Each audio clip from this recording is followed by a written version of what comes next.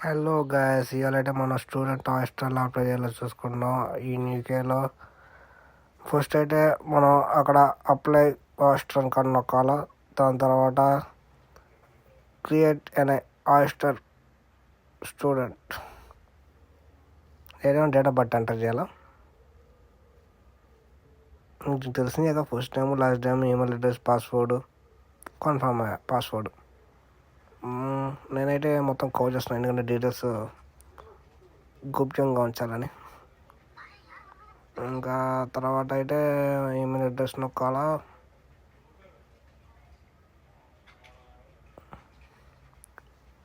కొంచెం స్లోగానే ఉన్నది, ఏమనుకోమకండి.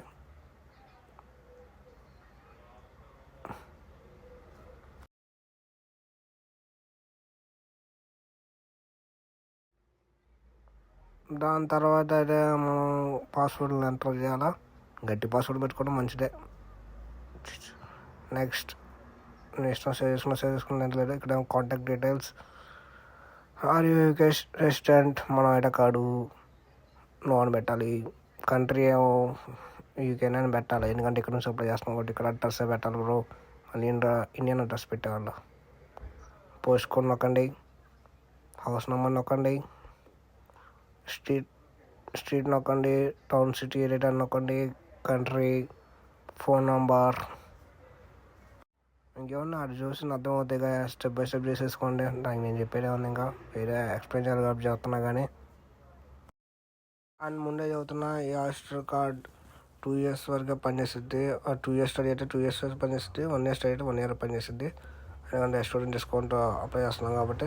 అండ్ ఇది ఎక్కడ పనిచేస్తుంది అంటే బాగా లండన్ సిటీలోనే పనిచేస్తుంది. Zone 1 నుంచి Zone 7 దాకా. బయటకు వెళ్తే మళ్ళీ పనిచేయదు. ఇది ముందే చదువుతున్నాం.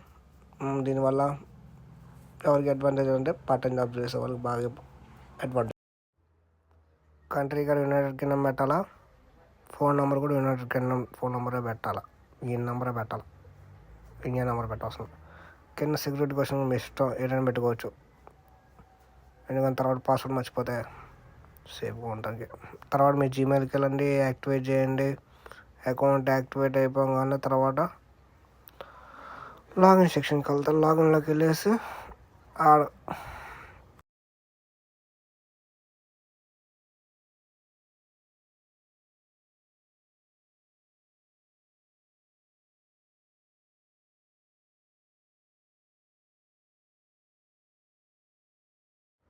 ఇదైతే లాగిన్ సెక్షన్కి వచ్చేసి ఆడ మీ జీమెయిల్ వెరిఫై అయిపోయింది కాబట్టి ఇక్కడ జీమెయిల్ అని పాస్వర్డ్ నొక్కండి.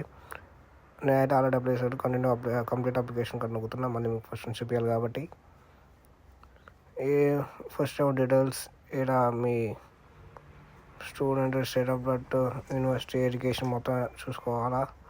నెక్స్ట్ ఏమో ఫోటో, మీ ఐడి కార్డు ఫోటో ఒకటి.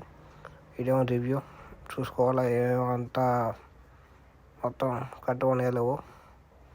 నెక్స్ట్ ఇదేమో పే అగ్రిమెంట్, ఓకే అన్నీ ఓకే చేసుకోవాలా.